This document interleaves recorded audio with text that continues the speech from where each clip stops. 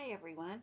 Today I'm reading chapters 29 and 30 of Sideways Stories from Wayside School, and these are the last two chapters. This one is about Stephen. We haven't heard about him yet. Stephen had green hair.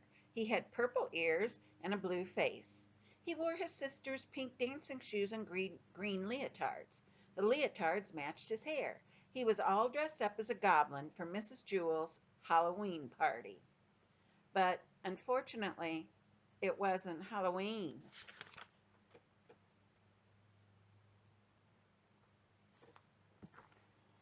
Ha ha ha, you sure look funny, said Jason. Jason was Stephen's best friend. So do you, said Stephen. Boy, are you dumb, said Jenny. Halloween is on Sunday. Today is only Friday. You're the one who's dumb, said Stephen. Ha ha, you'll probably come to school on Sunday. Mrs. Jewell said we'd have the party today. But none of the other children wore costumes, only Stephen. All right, class, said Mrs. Jewell, it is time for our Halloween party. See, said Stephen. Mrs. Jewell gave each child a cookie that looked like an orange witch with a black hat. She laughed when she saw Stephen and forgot to give him one. Stephen didn't ask for it. He was afraid she'd laugh again. The children finished their cookies in less than 30 seconds. All right, class, said Mrs. Jewell, the party is over. We have a lot of work to do. Stephen felt like a fool. The party lasted less than a minute, and he had to spend the rest of the day wearing his stupid goblin suit. Look, Stephen's wearing his sister's leotards, laughed Dana. They're green, just like his hair, said Fatso. Everyone laughed. Mrs. Jewell began the arithmetic lessons. She wrote on the blackboard, 2 plus 2 equals 5. That's wrong, Joy shouted. Mrs. Jewell tried again. 2 plus 2 equals 3. That wasn't right either. She added 2 and 2 again and got 43. It was useless. No matter how hard she tried, she could not get 2 plus 2 to equal 4. I don't understand it, she said. They've always equaled 4 before.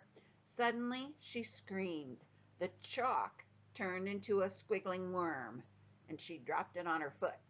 Then all the lights went out and the blackboard lit up like a movie screen.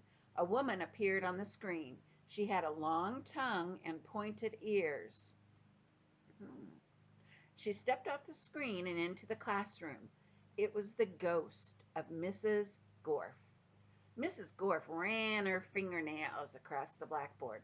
Trick or treat, you rotten kids, she said.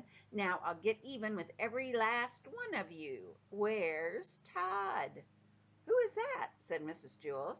Mrs. Gorf, said Damien. Who's Mrs. Gorf? Asked Mrs. Jewell. She was the meanest teacher we ever had, said Rondi. What happened to her? Asked Mrs. Jewell. Louis ate her, said Jason. Well, I'm not going to allow this, said Mrs. Jewell. Get out of my classroom, she demanded. It's Halloween, sweet teacher, said Mrs. Gorf.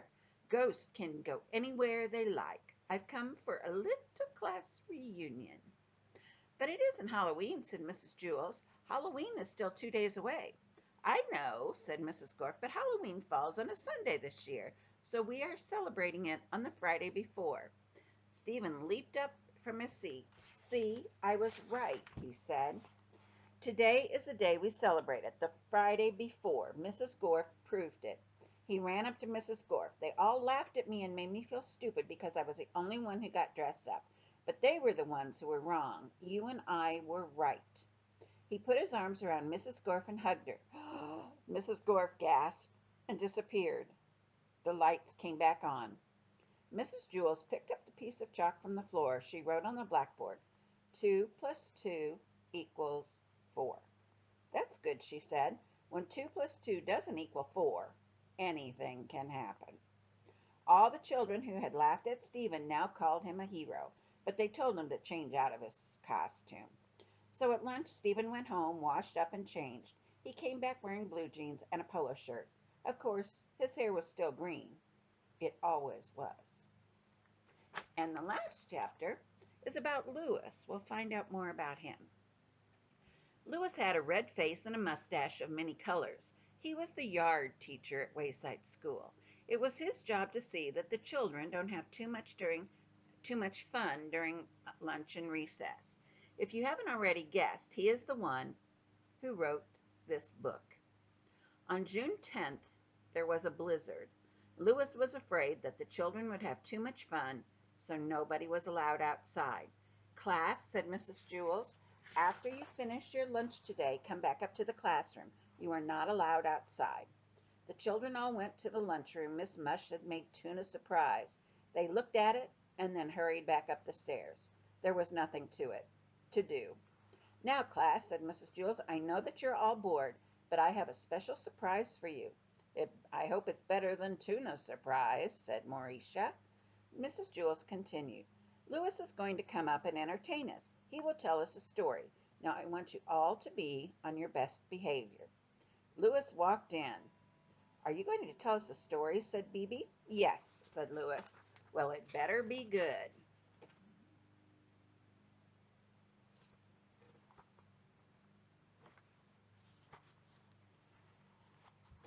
"It better be better than tuna surprise," said Butterfingers. "I thought the tuna surprise was good," said Lewis. "You'd eat dirt if they put enough ketchup on it," said Mac.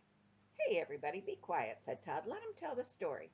"Not too loud, Lewis," said Sherry. "I'm trying to get some sleep." Lewis sat in the middle of the room and all the children gathered around.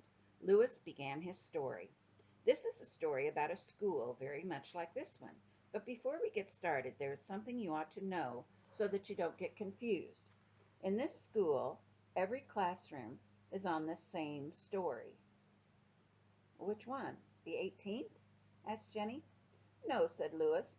"They are all on the ground. The school is only one story high." "Not much of a school," laughed Damien. Lewis continued, "Now you might think the children are strange and silly. That is probably true. However, when I told them the stories about you, they thought you were strange and silly." "Us?" the children answered. "How are we strange?" "I'm normal," said Stephen, "aren't I?" "As normal as I am," Joe assured him. "The children at that school must be crazy," said Leslie. "Real Lulus," Mauricia agreed. "Tell us about them, Lulu," Bebe demanded. "Well, for one thing," Lewis said, "none of these children had ever been turned into an apple." "Oh, that's silly," said Dee. "Everybody's been turned into an apple. It's part of growing up." Lewis continued, "Dead rats don't walk into classrooms wearing raincoats." "What do they wear? Tuxedos?" asked Todd. "And girls never try to sell their toes," Lewis added. "Well, no wonder," said Leslie, "at today's prices."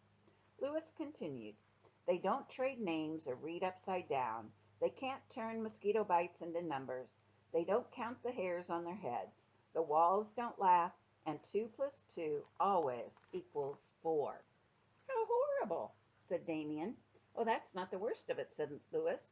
"They have never tasted Mauritia-flavored ice cream." A hush fell over the classroom. "Mrs. Jewls, I'm scared," said Allison.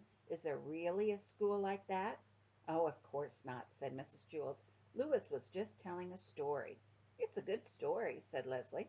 "I thought it was dumb," said Kathy. "I liked it," said Rondi. "It was funny."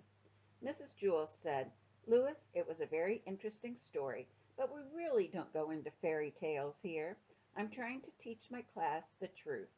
"Oh, that's all right," said Lewis. "I have to go down to room 29 now and tell them a story."